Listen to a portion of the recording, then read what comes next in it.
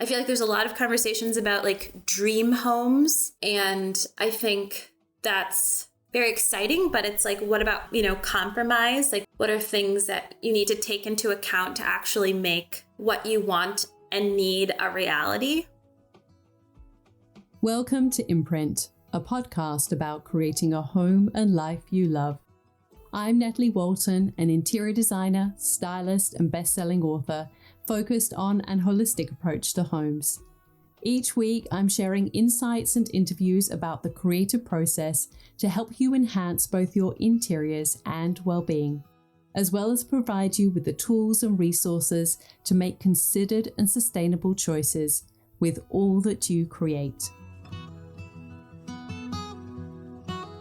Hello everyone, welcome to Imprint. I'm excited to share today's guest with you, Alyson Morgan. She is a writer, photographer, folk herbalist, and mother who shares her stories on her path to living a wild and wholehearted life.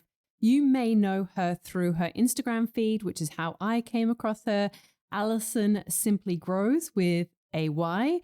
I'll put the link in the show notes. And she has recently brought out a book called Our Kindred Home, which covers personal recipes, herbal recipes on plant wisdom and seasonal rituals for rekindling connection with the earth. It's really her invitation to encourage us to develop an ecological awareness through daily practices. In slow living, slowing down, she says, we can connect to healing, joy, and solace to navigate these chaotic times. She has such a beautiful aesthetic, has really valuable insights to share into the creative process. We also discuss her recent home build and some of the lessons that she learned on that journey. Love her perspective on all of that. I hope you enjoy my conversation today with Alyson Morgan. Hello, Alyson. Welcome to the podcast. I'm so excited to have you on the podcast today to talk all about you and your work and all of the things you do. I think it's really fascinating to, I know you through Instagram. That's how I have come across you and your work. I think that's probably how so many people know you. But I think it's always interesting to kind of get a little bit more of the backstory of, your journey and how you got to be where you are today. And we're going to touch on your new book, Kindred Home, which is incredibly beautiful. And I've recently been reading through that. And I know that there's a little bit of overlap, but for the listeners who haven't yet got a copy of the book, can you sort of fill us in a little bit about where you grew up, your childhood, and really that journey of, to the point where you're finishing high school and then thinking about what are the next steps for you?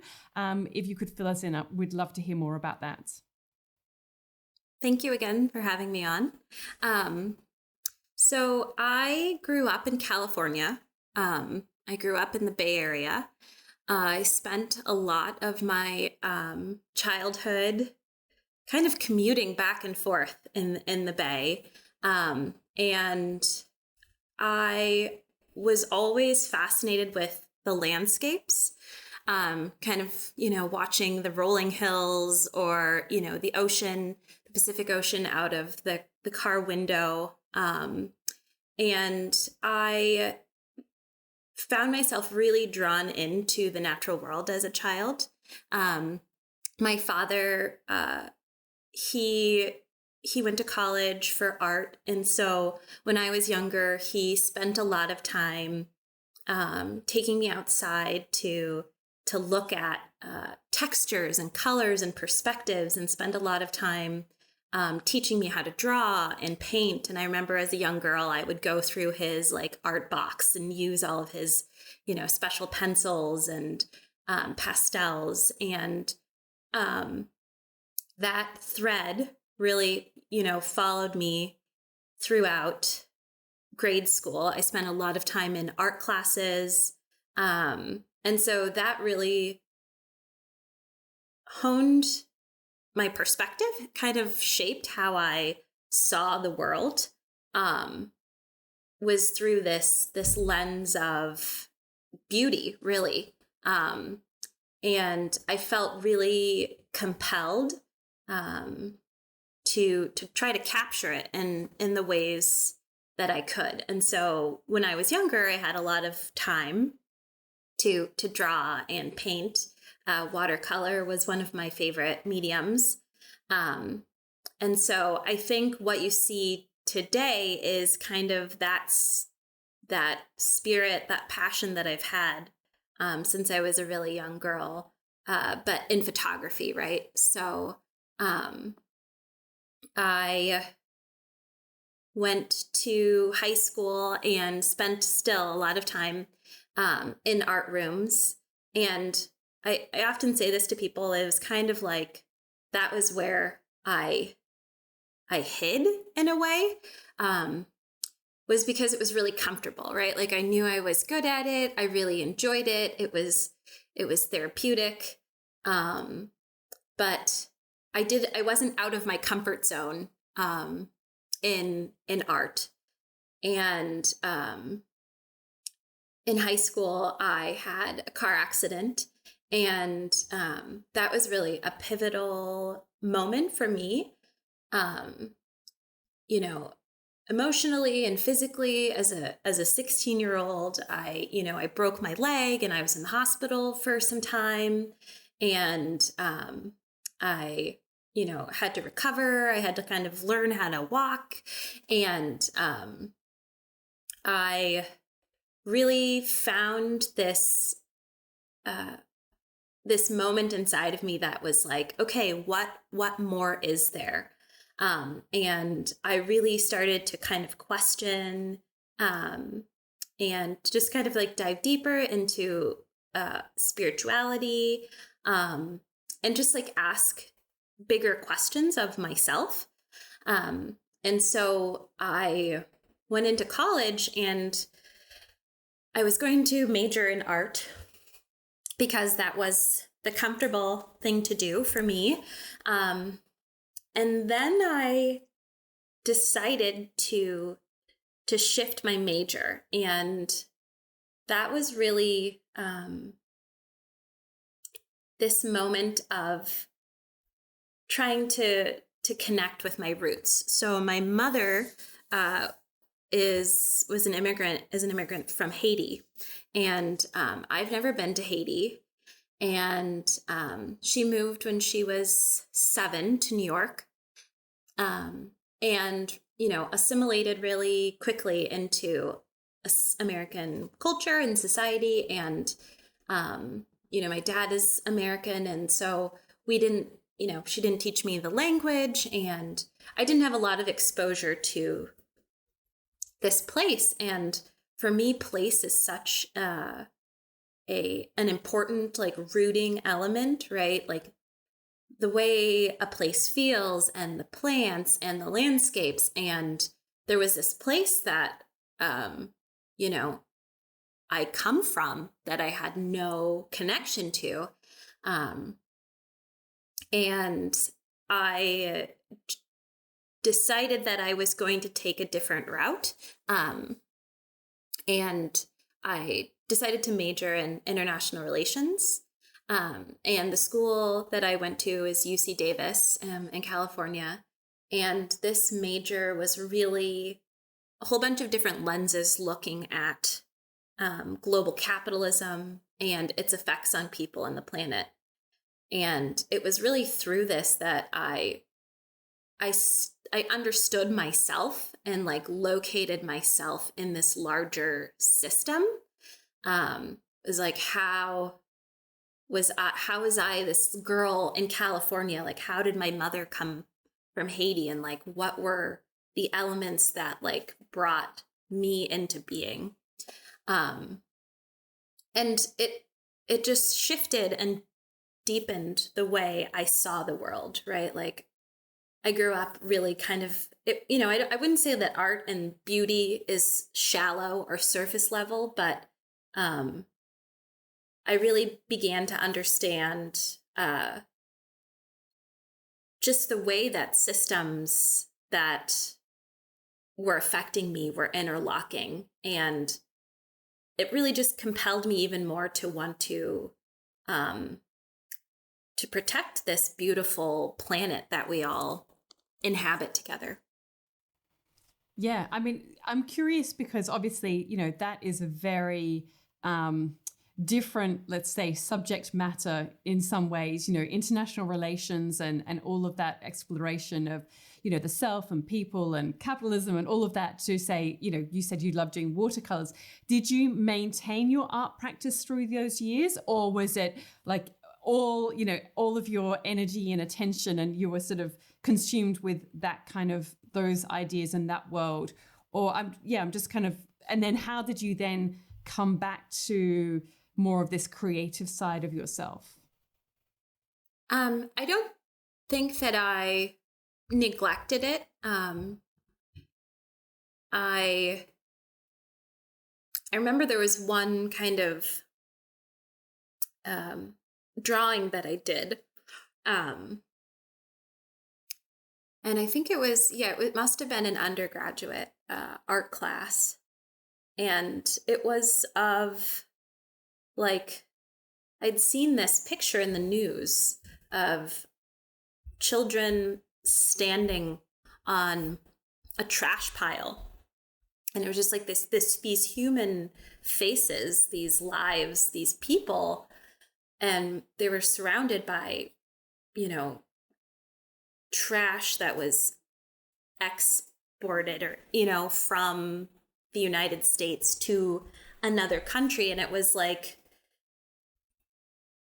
it was just shocking to me, but also like I wanted to capture it. So I really feel like there is this overlap between being able to capture something and also like explore the depths and the shadows and these deeper threads. And so for me, after college, my husband and I moved to the Midwest. We, I in my degree, I got really interested in kind of ways, I was learning about these like capitalist systems, and I became interested in ways to divest from that. And so I became really interested in like organic farming and what that meant, to have, agricultural workers, not being exposed to pesticides and pesticides not going into our waterways, and, what that means as like a college student to go and shop at the farmer's market. And I became interested in what it would be like to grow my own food, or, to make my own bread, to have a garden. Like, what are some of the ways that we can kind of take the sovereignty and power back from this really expansive system that kind of pervades a lot of our lives? And we, moved to the Midwest, and I start to think a little bit more deeply about this. And I have, I have children. My daughter Magnolia was born. And, there was one part of me that kind of wanted to forget everything that I had learned, and just kind of be like, I'm going to just live in this bubble. And I just want to have, be immersed in motherhood. But then I was looking at my daughter and I was like, what is her life going to look like in 15 years if all of these predictions about climate change are real? And what are we leaving for them and that generation? And so I felt like I really couldn't escape this knowing that I had, this knowledge that I'd gained. And I decided that I wanted to reach out to other people. And that was kind of how I started an Instagram account, was just new motherhood, and feeling like, are there other people out there that are also feeling the urgency of this, but also wanting to balance, that with, I don't know, for me, it was just like, you can participate in activism, but also you can get burnt out from it. And so where is there a balance? Where can we find ways to advocate on the day to day. And so I started my Instagram account, which I felt was just such a blend between the art part of myself, in that you're taking pictures, right? And so photography became the medium for my art. And then, the means of connection to other people, as well as writing, right? And exploring that as a means of activism. Yeah, I think of, when you say that, it reminds me of there's the book Atomic Habits. I don't know if you've read that one or not, by James Clear. And he has this idea, this concept of small, consistent action over time compounds. And that is often, one of the most effective way to create any kind of change in your life. But I would sort of suggest that it's also in the world too. It's sometimes we can do those big things and it can feel obviously really good and important. But I think it's those small, consistent daily actions that we can all take that can really sort of help the current situation and move us forward. And I think that's kind of one of those really, it kind of ties in with what you're saying there. So I'm curious then, did you study? Because I mean, your Instagram feed is, the photography is just so beautiful. And did you study photography at all, or are you self-taught? And, were you initially just using your phone when you started Instagram and then you started to upskill? Or I'm just kind of curious because I feel like it's such a part of your expression on that platform. And I know that it's something that a lot of people struggle with, is sort of, how can I sort of share my story in a visual way? Mm-hmm. I never took a photography class. I've never taken a photography class. I remember getting my first camera when I was in high school. So I, had a little digital camera that kind of supplemented my art. And when I would travel or, I would snap pictures. And yeah, that was kind of like before the advent of smartphones to take pictures of things, right? And then my husband and my mother and my mother-in-law gifted me with a DSLR, like a Nikon camera, when my son was like 1 or 2. And that was when I really started to explore photography as a medium. And yeah, it was just really through kind of messing with my camera, playing around with the settings and the light in my house and the light outside and how the light changes throughout the seasons, and tuning into kind of just the principles that I was taught as a really young child about, light and perspective and composition and texture, that eye that my dad imparted on me was able to translate itself through to photography. And it was also just kind of this, like, I didn't have to set up an easel or an art space like away from my children's little hands. I could take photos with them, and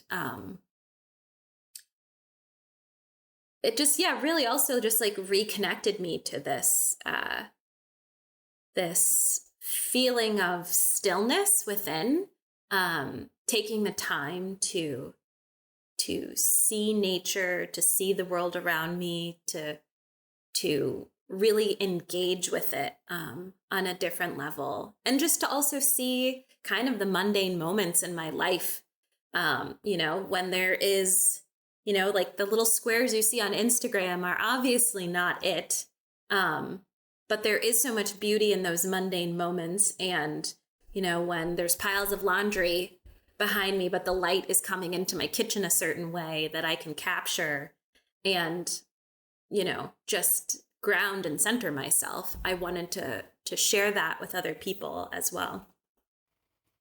Yeah, I mean, like I said, I think you do that so beautifully. And you obviously have an incredible eye, because not only do you create these beautiful photos, and I mean, your home is really beautiful the way that you have created it. I know that that's like a newer project for you.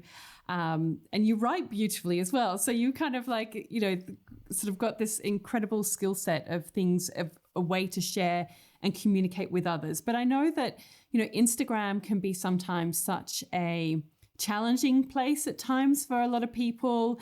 And I'm just curious about your relationship with it. How do you choose to show up on that space?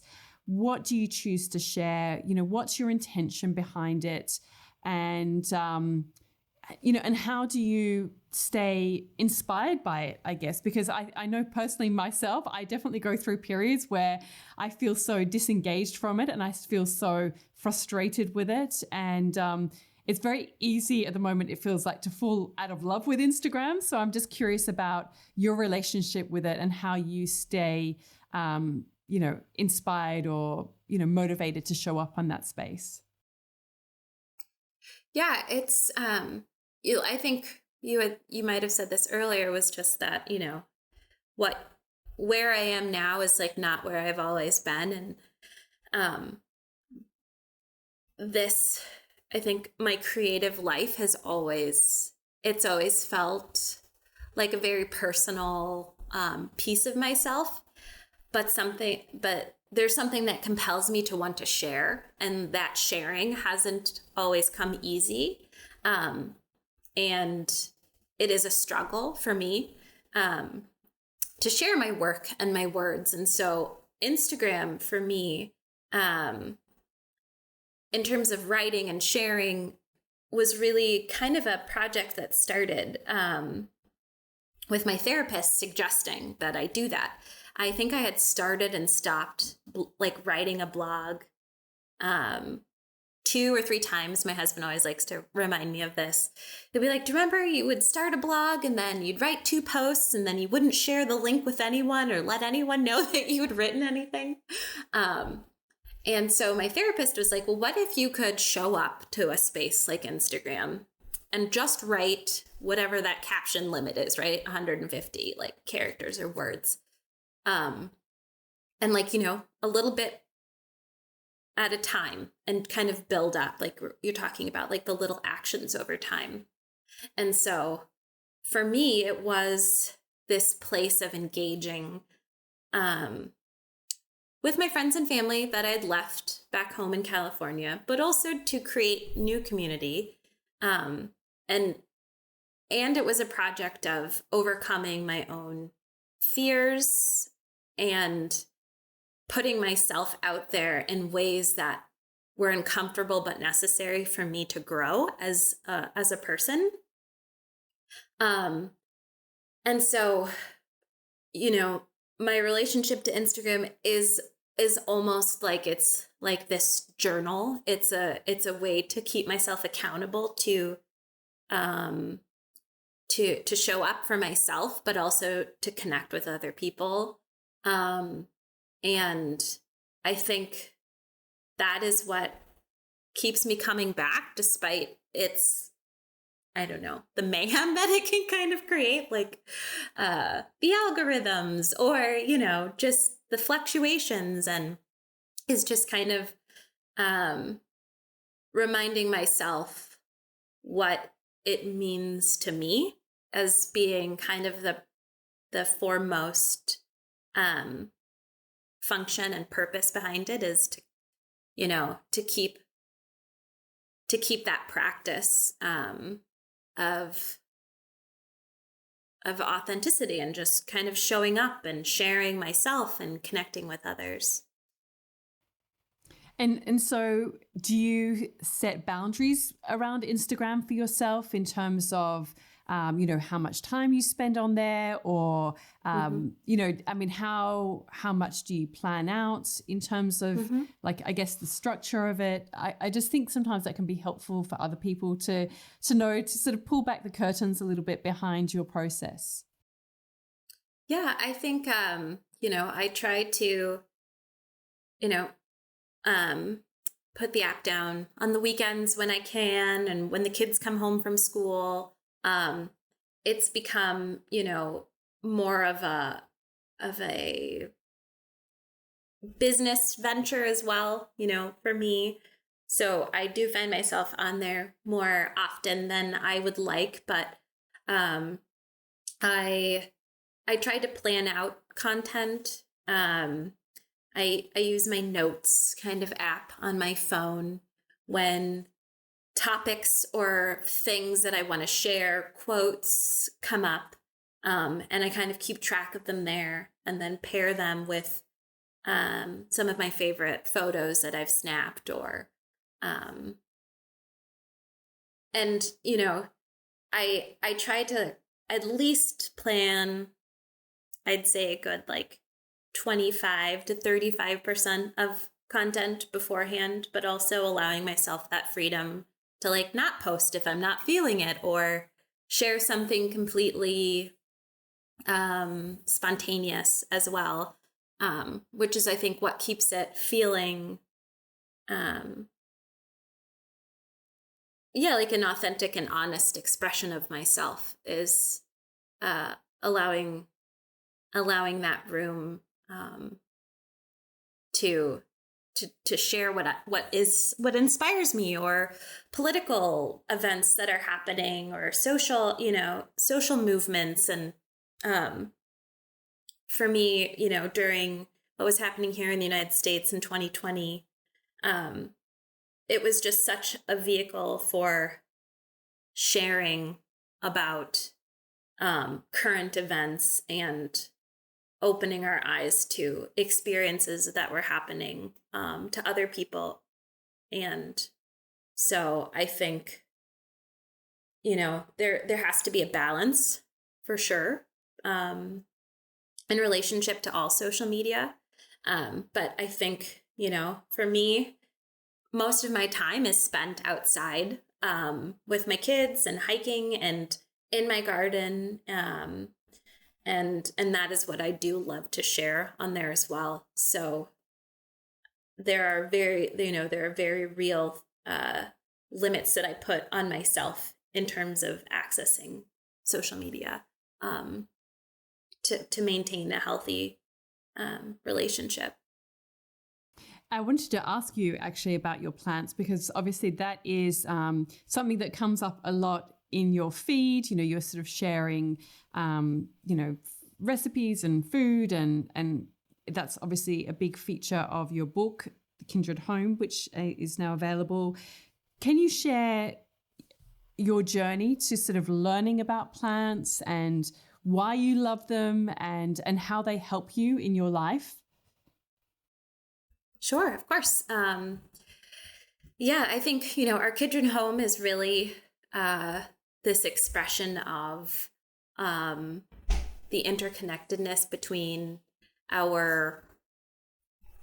this earth that we all share, our bodies, our homes, are all interwoven. And, I started to understand that a little bit in my education, but it wasn't until I was out in the garden that I really was able to kind of embody that knowledge. And so my husband and I moved to the Midwest, into a city originally, and then we decided that we wanted to move out to the country. And so we spent some time looking for a place in the country and weren't able to find exactly what we were looking for, but knew we wanted to make that move to a little bit of a slower lifestyle and pace. And so we bought this little cottage, downsized from our home. And what I fell in love with was this garden. And so this garden that we were so grateful to have. And, our kids spent 5 years there growing up and learning from the plants, was planted by an herbalist. So she used this garden for her own like apothecary and her herbal practice. And she grew a lot of her food there, which was goals that we had for ourselves. So there were a lot of perennial gardens planted and an apple tree and really old grapevines. And so I really felt like I was just gifted this journey from moving into this little old home. And so I spent, I'd say, the last 5 years really diving into that realm. And so I've always kind of had an affinity for plants, like growing up in California, like huge hedges of rosemary and lavender and the redwood trees. Like these were all things that really called to me. But I never really understood the biochemical properties or healing aspects of plants until we moved into this house. And I had a couple friends in our local community that were herbalists. And, at first I was just kind of overwhelmed. It was just, there were like 100 species of plants and I didn't really know any of them. And so I bought a field guide. I got a couple secondhand books about plants and just really took my time learning their names, what they did, slowly, incorporating them into our day-to-day, making teas, learning how to make a tincture. I remember I was so nervous, but I decided to make a lemon balm tincture. So I had mowed over this patch of grass, but it actually was lemon balm kind of creeping into it. And I just remember smelling this really like fragrant, citrusy smell. And so I got like my little plant book out and I identified it and I was like, okay, the old owner had said that there was lemon balm over here and I think it's spread. And so I clipped a whole bunch of it. And I looked in the book and I figured out how to make a tincture and it was sitting on my shelf. It sat on the shelf for 6 months. And I was like, okay, I don't know if I'm going to poison somebody. Like, I don't know what I'm doing. Did I make it right? And it was wintertime. It was like January. And I was looking at an herbal book and it was talking about lemon balm for, the midwinter blues. And I was like, okay, maybe it's time to try it. So like I took a couple drops, on my tongue and I gave some to my husband and we're like, okay, are we all right? Like we didn't poison ourselves. We're okay. And then I just turned to that lemon balm tincture for the rest of that winter. And it was just such a light. It was just this sense of ease that kind of flooded over my body. And it was then I felt like less afraid of exploring the plant realm, but also really understanding its potency, that, plants can be our allies in times of need. And I think even going back to my undergraduate, right? Like plants support our existence. I was actually playing this song for my kids yesterday because I had remembered listening to it on a field trip when I was maybe 8 years old, like the age of my daughter now. And we went to this farm in the Santa Cruz Mountains on a field trip. And they played this song, Dirt, You Made My Lunch, right? Like our milk, our bread, our peanut butter sandwiches comes from the dirt, right? So plants are really this kind of like unsung hero. We don't think about it, but just like the food we eat is plants and, the medicine and our clothing and our homes come from this, from the earth. And so how can we as, as beings that live here, honor and get to know what is in our ecosystems and our bioregions? I think for me, that is maybe one of the most powerful things we can do to protect the planet is knowing what is in our own, homes and areas. And there is that feedback loop that as you give attention to it, it also feeds you, in these very physical, but also spiritual ways. Yeah, I mean, for a start, I love the fact that, you know, you inherited in some way this amazing garden, and that, like you say, it became a gift to you in so many ways and opened up this new chapter for you to explore. And as we've sort of touched on, you know, you share recipes in the book. I had to smile because when I was looking through the pages, you've got a section about nettle.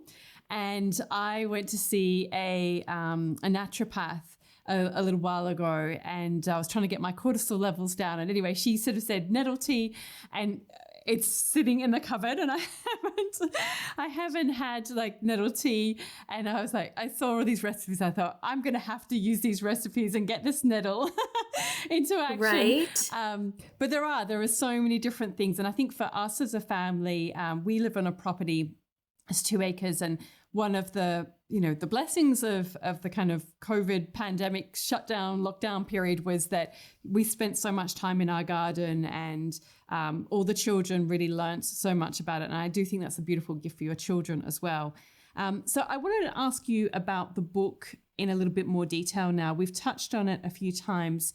And, you know, as we've said, it's got these beautiful recipes, and, you know, it explains a lot about the plants and how they can help you in your health and well-being.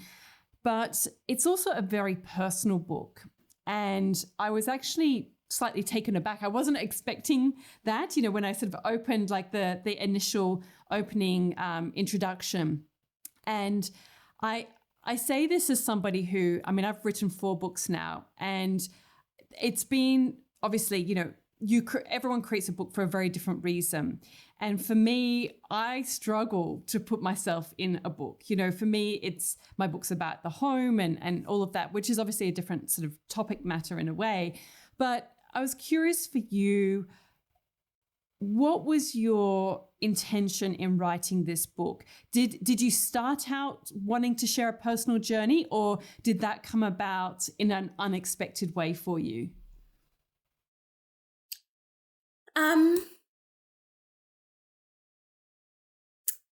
I think that for me, there's no teasing that out or leaving it out.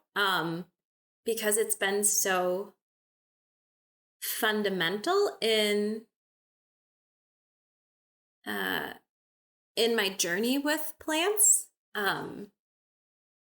was that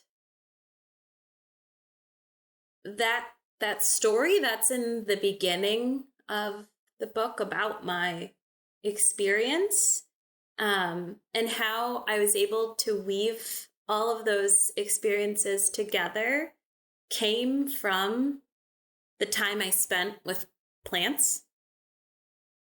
And, you know, I've had years of therapy and many conversations with, you know, friends and my husband, and I never quite understood myself so fully as when I'm outside and in the garden and planting seeds and picking herbs and being immersed in that. I truly come home to myself, and in that coming home, there is a lot of things that I have pushed down throughout my experience on this earth, right? A lot of pain and hurts, and a lot of things that came up that like I felt like maybe even weren't mine, right? Like ancestral things. And I think there's a certain level of kind of like numbness that we can experience throughout our lives, and like the plants really held me as I processed that. And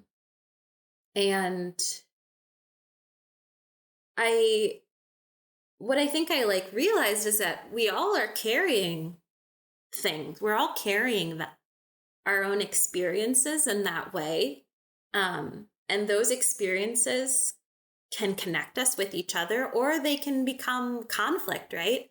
And conflict, not saying in a bad way, but I think that if we are to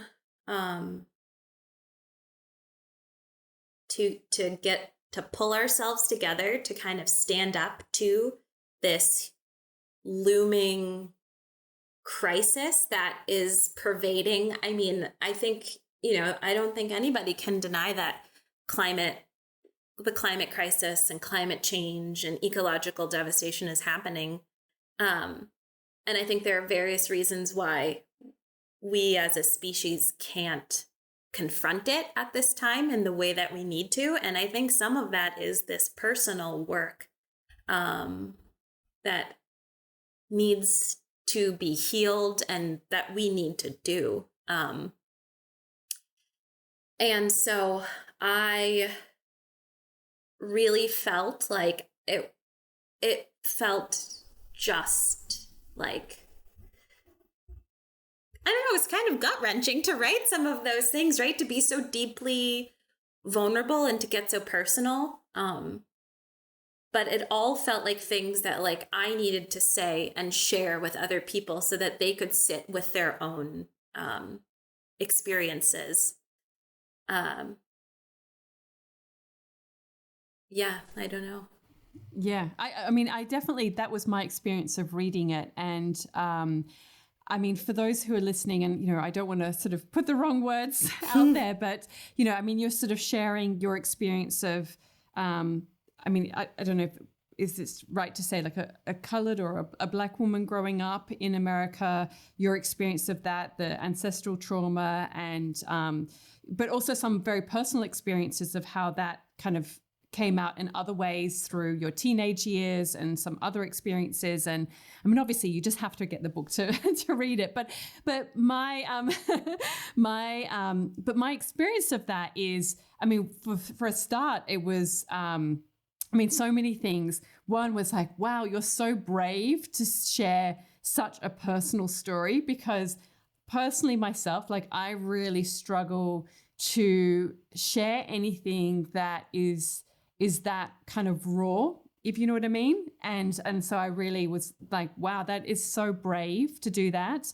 But at the same time, I feel like it really, like you say, it really opens this connection of such admiration that you can share that. And also then also like an opening of the eyes as well. We've had, obviously, like you were saying, sort of during the kind of whole time of the Black Lives Matters movement, and, there was so much discourse and discussion and, sort of good intentions about so much, but it's, as with everything, there's a lot of a momentum at a particular time, and then, people kind of get back into their lives. And it was kind of like this beautiful reminder of like, yes, this is obviously still so pertinent. And well, that was my experience. I mean, obviously I can't speak for other people, but it is a really important conversation to have. And within, like you say, it's like this, it's the personal, but the personal is global, the personal is political, and all of those different elements weave together. And so, yeah, I think it's a really important book for people to read in that sense, as well as a beautiful book and a beautiful resource. And yeah, I mean, can you just share a little bit of the backstory to creating the book? Was that something that a publisher approached you, or you felt something within you that you wanted to tell this story and wanted to create this type of book? I think there was a little bit of both. Recently we moved into our house, and I had gone through a stack of notebooks, because that's kind of how I start anything, is just writing a list or writing intentions or scribbling things. And I found there were pieces of this book in notebooks going back like 7 years, right? And the book itself was my journey in piecing those important elements together. as well as trying to create something that I felt I could leave behind for my children as kind of a guide. Something that like I wished that I had from my mother and my grandmother was a certain kind of knowing and knowledge and how to leave that for them, but also a seed for other people, like spreading seeds of, like you don't have to resonate with everything that is written in there. But like you're saying, like nettle is in your cabinet and you open that book and we're like, oh, I need nettle, like being that reminder to connect, to the plants, to nourish yourself, to nourish your community, to advocate for, your ecosystem, to learn ways to connect, to the wider world, to connect to yourself, right? There's a lot about following that inner knowing, which was a huge journey for me, to listen to my own knowledge, even though it kind of goes against the grain in many ways, was like valuing myself, and valuing that little whisper of something. And so I wanted to weave together what I found to be healing. And yeah, I was also approached to write a book. And so this book really it came at a convergence of different factors. And it was, I think it's a little like unconventional, but I also was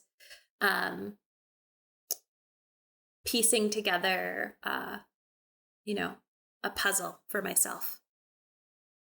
Yeah, well, you've done it beautifully. Now, before I get on to the last questions that I ask everyone of the podcast, I do have to ask you about your home, because what you've created is really beautiful. And can you just share a little bit about your journey to kind of creating this home? Because you built that from the ground up. Is that correct? Or am I? Yes. Yes. Yeah. So can you just share a little bit about that journey of why you decided to do that, and maybe some of the biggest lessons that you learned? Because I know that so many people who listen to this podcast love interiors, love creating a home. What were some of your big takeaways from that project? What are you really happy that you did in terms of the design or the space, and any lessons?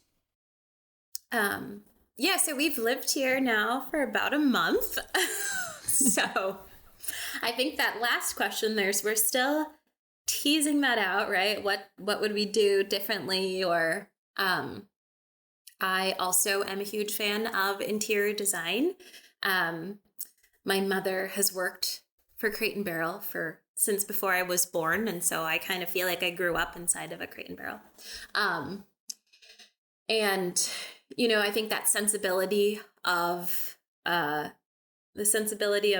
beauty and, the natural world, I feel that inside my home, right? Like spaces really inform how you feel and how you operate. And I really held that in mind, how I wanted this home to feel, to the people who visit, to my family, to our children, and kind of the routines. And so, like I said, we had lived in Milwaukee for some years and moved to more rural Wisconsin. And we lived in that home for 5 years. And, my husband had always kind of wanted to move to the country. And growing up in the Bay Area, California, I was kind of like, what do you mean move to the country, right? Like, I don't know if I'm made for that, right? Like Californian in the Midwest. So I kind of put this timeline on our living in this little cottage, right? We knew we needed more space. But I kind of wanted to make sure that like we could do what we wanted to do on, less than an acre in town, right? Like, are we going to garden and like have chickens and like, can we actually do that before we decided to like take this like bigger leap? And so, yeah, we lived there for a good 4 years and we're kind of like, okay, I think we want to like dive into this and, to this like new journey. And it was kind of like what we always had in our mind's eye, was to live in like an old farmhouse. And we were going to purchase, when we first moved here, we were going to purchase the old farmhouse of a dear family friend who had just passed away. And we came so close to purchasing this farmhouse. And we realized that one of the yard was up against a field, and we called the farmer who owned that field and asked if they sprayed pesticides, and they said yes, they spray a couple of times. And that became like a really big thing for us, was like thinking about, in our home, we try to, buy organic things for our children, like an organic mattress for them when they were babies. And, we try our best to limit that exposure in so many ways, but yet we were going to have the place where they play be right next to a sprayed cornfield, which is kind of inescapable here in the Midwest, right? It's kind of everywhere.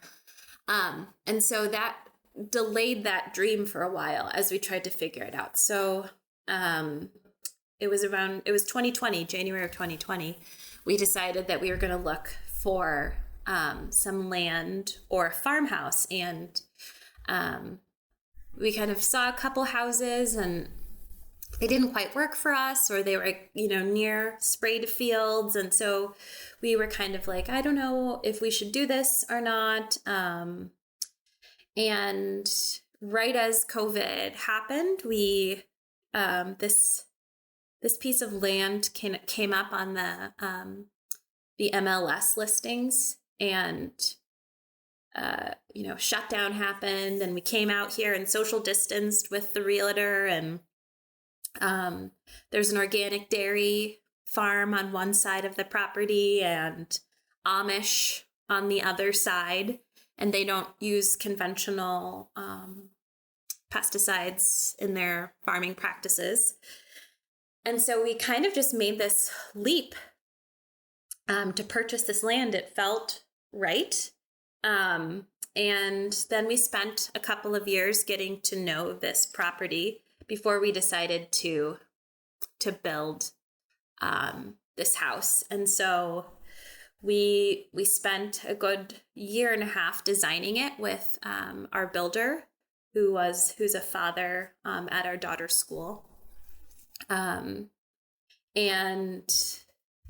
yeah, we really, like some of the first questions about it was like, what do you want to see out of the windows? Like what room do you want facing what? And I really wanted the kitchen to face our old oak tree so that I could see it. There's this tree on the property that I did this dating on, where you measure the circumference of the trunk and the diameter of the trunk and the circumference of the crown, and you look at the growth factor for that type of tree. And this tree is maybe around 218 years old.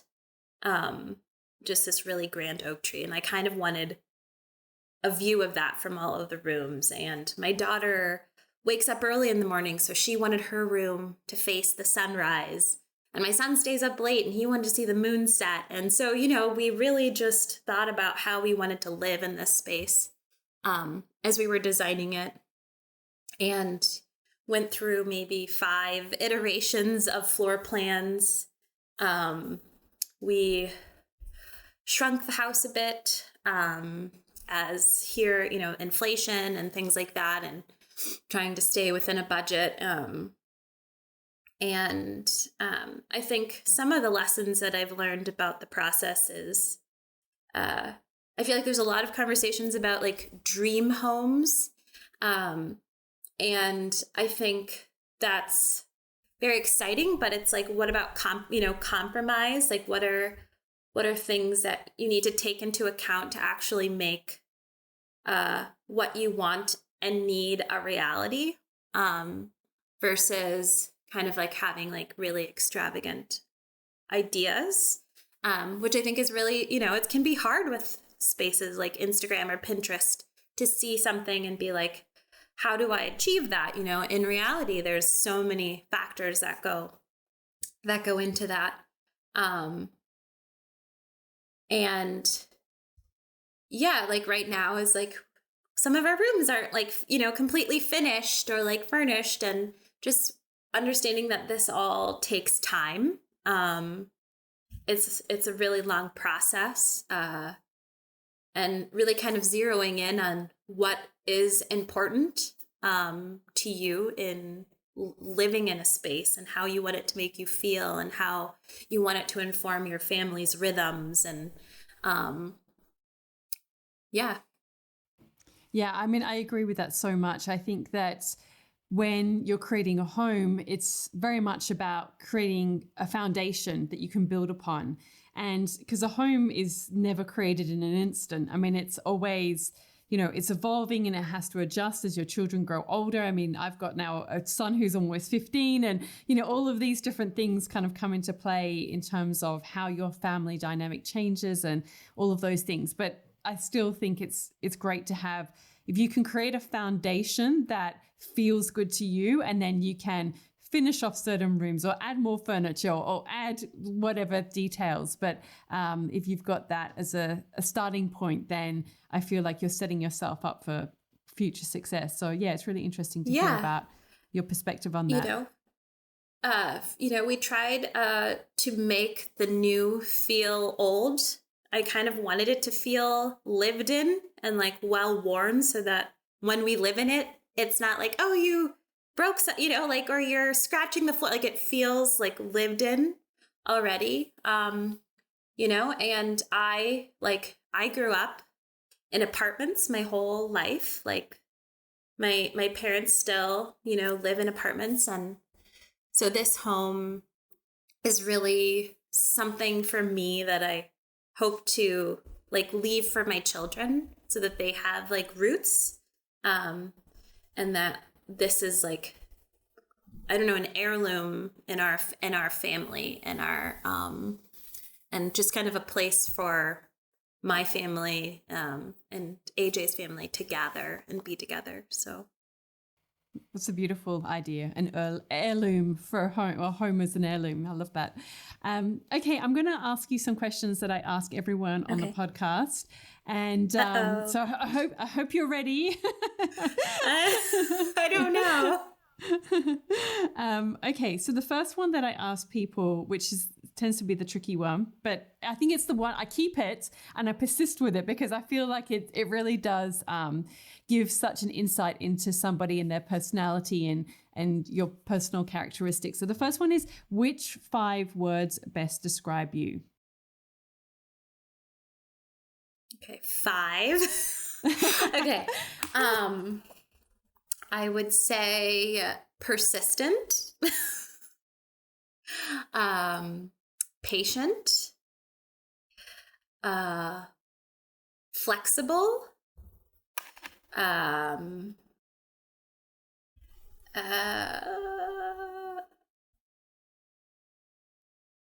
earthy. I don't know. I love my hands in the soil. I love to be bare feet, like be outside in the earth. How many was that? 4? Do I need 4? one more? Yeah. I would say honest.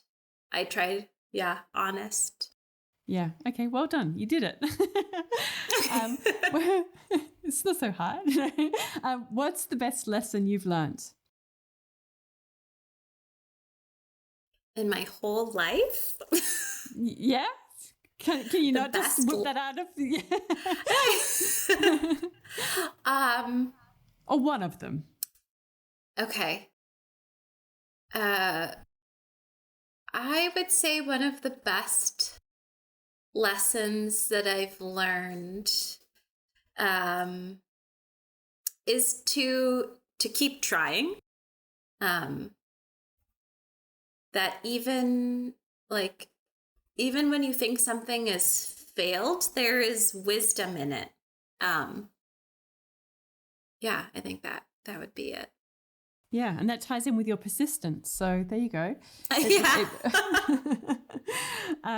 What's your proudest achievement? I'd say my proudest achievement are my children. Beautiful. What's been your best decision?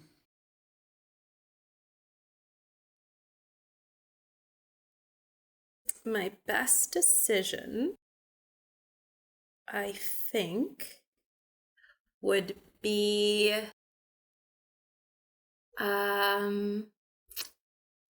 I think moving to the Midwest. I think leaving everything I knew to like go on this crazy adventure. It really just shifted so much in my life.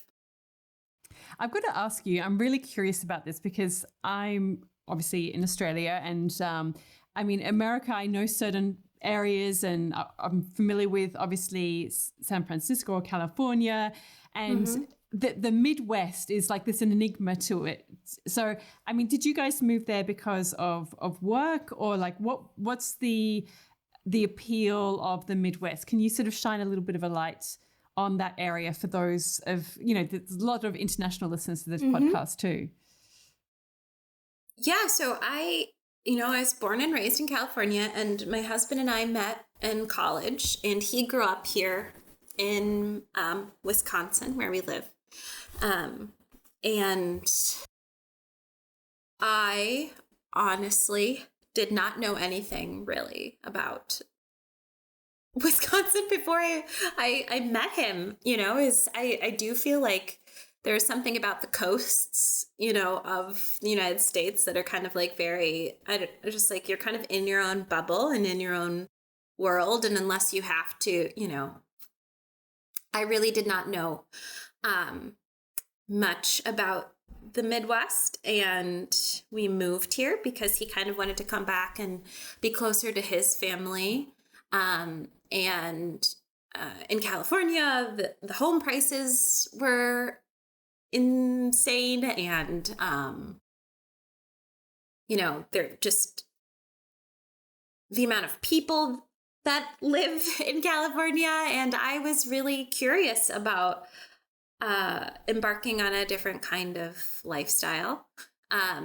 It's a little bit of a slower pace. And so that was kind of the allure for me. And I had never lived in a place with 4 seasons before, really. California, especially in the Bay Area where I grew up, was like just kind of temperate year round. And so I experienced my first winter here, fall with the changing colors, the excitement of spring,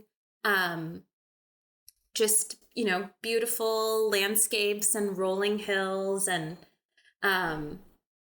I found something awakened in myself living with the seasons and living so seasonally here. And it's a slower pace and people are really down to earth and, there's a sense of community. Yeah, because I think from what I can gather, I feel like California is quite similar to a lot of the east coast of Australia or Australia in general, certainly the coastal areas, very similar climate.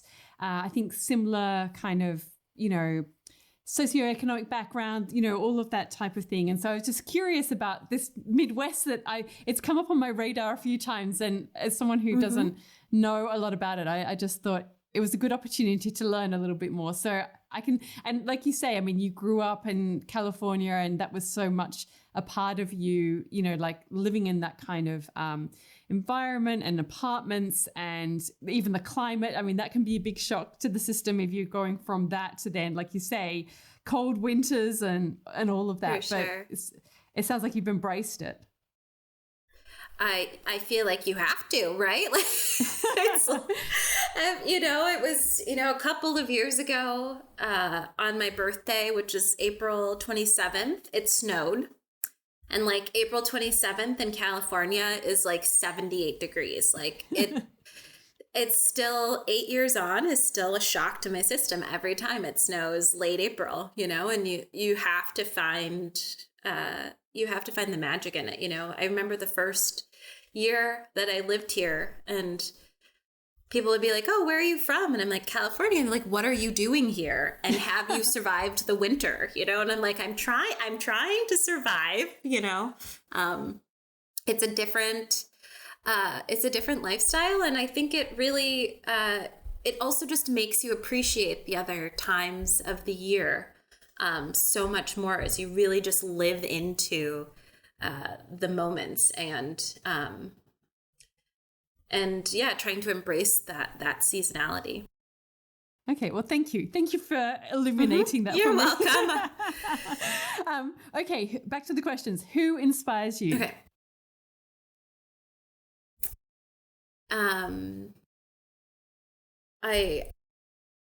I'm inspired by a lot of people. I'm inspired by a lot of writers, I think.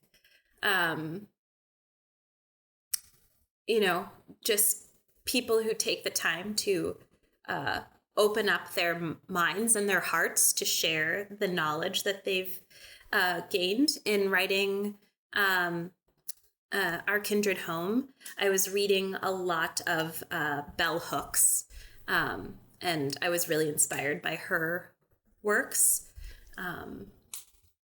Yeah. Okay. I've heard her name and I haven't read her work, so I must look her up. What are you passionate about? I am passionate about the earth. I think I'm really passionate about inspiring people to step outside, to step away from their devices and computers, and to cultivate a personal connection with whatever nature is available around them, even if it's just like a dandelion growing through the crack of your sidewalk, right? Is just like the bird outside your window. Just how do we cultivate a deeper regard for the other beings that we cohabitate with? What dream do you still want to fulfill?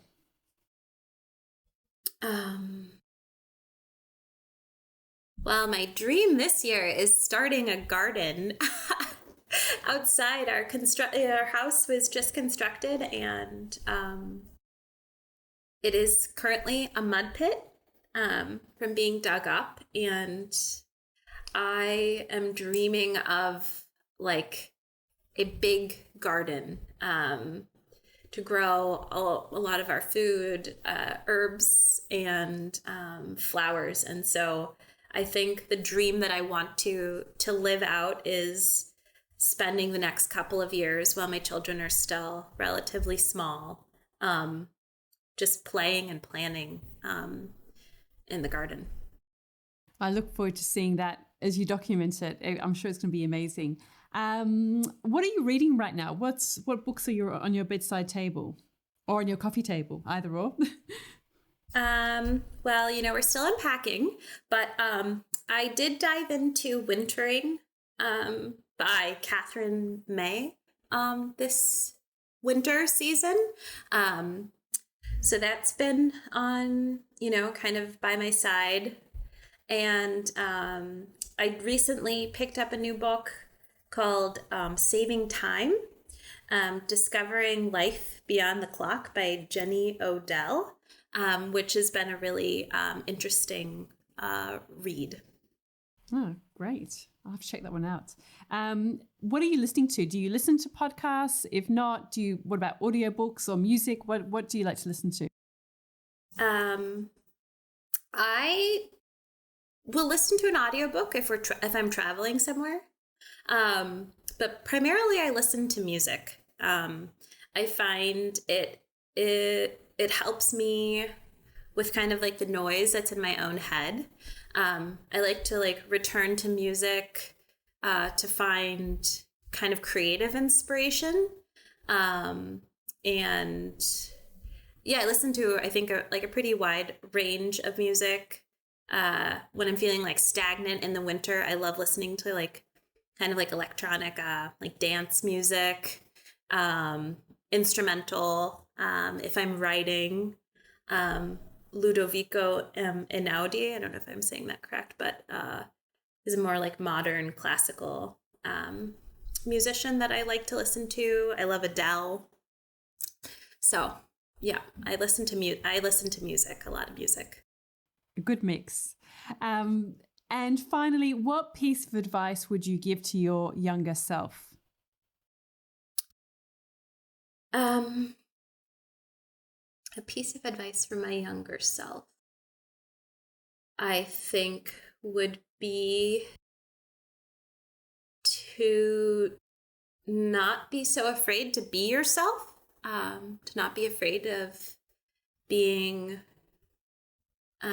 judged, because that was something that I struggled with a lot as a youth, and also to enjoy being young. I felt like I was really like excited and in a hurry to grow up, and I think that's something I tell my kids all the time too, is just like enjoy your age, enjoy where you're at, because it goes really fast. Yep, it certainly does. Well, thank you so much for joining me today on the podcast, for sharing about your story and your beautiful book. I encourage everyone to check it out. Also, your Instagram feed. So can you share, for anyone who hasn't come across you or your work before, what are some of the best ways that they can find you and connect with you?